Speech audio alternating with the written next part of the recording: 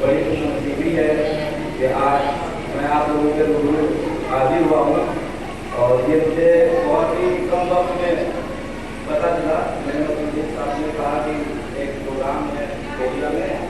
यहाँ से हमारा तो आपको कल बता दें, हमको तो आज सुबह बताया 10 बजे। हमारे हमने कहाँ से जा रहे हैं, लेकिन कॉलेज के पास हैं तो आ जाइए, तो चलो नहा लेते हैं। देखिए हजारों साल नरगिस अपनी बहनोई को रोती है, बड़ी मुश्किल से होता है समुद्र का पैदा। और कभी भी तस्वीर ने ये फरमाया था कि मत शहर हमें जानो इंसान निकलते हैं, इंसान निकलते हैं। ऐसी शख्सियत, ऐसी आला दर्जे की शख्सियत का नाम है रामलाल छापरा। और ये जिस तरीके से आप प्रेमचंद का नाम जानते हैं, जो उर्दू में भी सरफहरिस्त है और हिंदीयत में भी सरफहरिस्त है।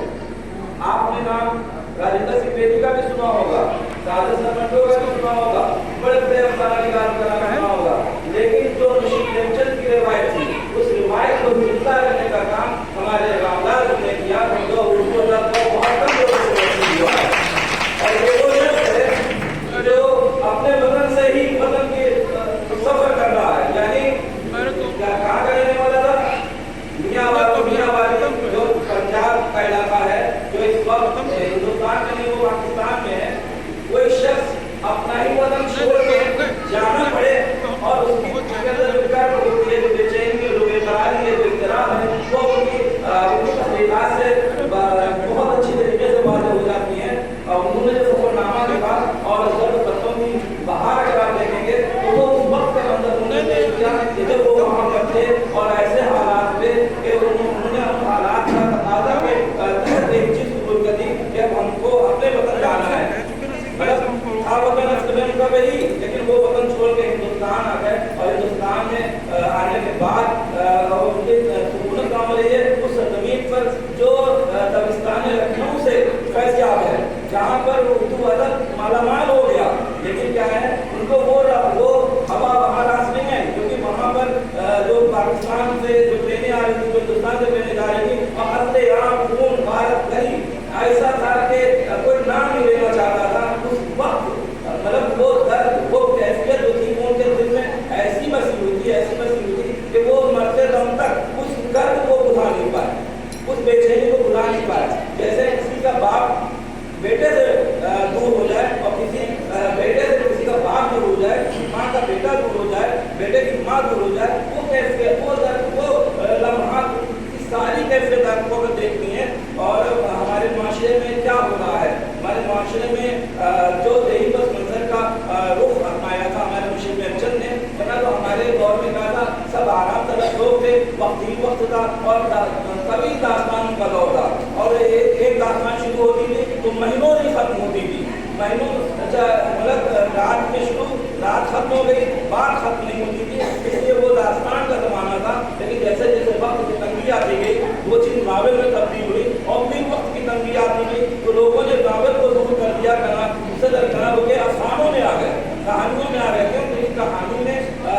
नाम तो उसका कहानी है, नाम तो अफसाना है, लेकिन उन्होंने अफसानों को हकीकत में तब्दील कर दिया। और लोगों ने यानी वो हकीकत जो हमारे माशरे में थी, हमारी औरत के साथ क्या हो रहा है, हमारी बेटी के साथ क्या हो रहा है, हमारे बच्चों के साथ क्या हो रहा है, उन्होंने हर चीज़ को इतनी बारीक बीनी से देखा। जैसे एक्सरा होता है तो उन्होंने एक्सरा नहीं किया माशरे का, अल्ट्रासाउंड कर दिया, एक्सरा नहीं किया, अल्ट्रासाउंड करके माशरे की सारी बीमारियों को उन्होंने ऐसे पेश किया जैसे लगता है कि उन्होंने अपनी आंखों से वो देखा है।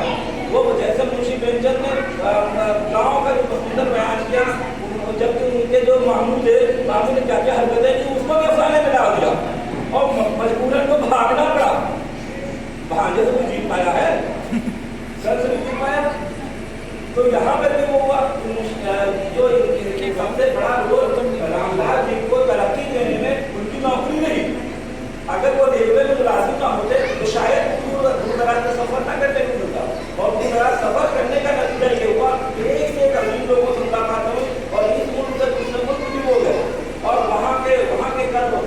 की बेचैनी और बेकरारी को अपने मौजू, अपना अफसानों का, अपने कहानी का मौजू बनाया। और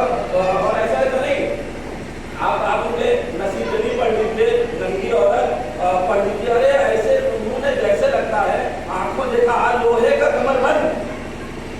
एक ऐसी कहानी लोहे का कमरबंद नहीं, एक ऐसा शख्स जो उसको अपनी बीवी पर शक रहता है कि कहीं हमारे जाने पर कुछ ऐसा वैसा बोलता नहीं करती, तो वो जो रिवायत लोगों ने देखी होगी, तो वो लोहे का कमरबंद डाल के, मतलब वो जब बाहर गया विदेश और कहा कि कहीं ऐसा नहीं मेरी औरत कोई गलत वो ना करे, तो ऐसे उस मौजू को उन्होंने पेश किया और बाइतफाक से एक से ताल्लुकात हो भी जाता है, तो खत जैसे ही आता है खुदा आने वाला है, तो पर रामदास क्या कह रहे हैं, अरे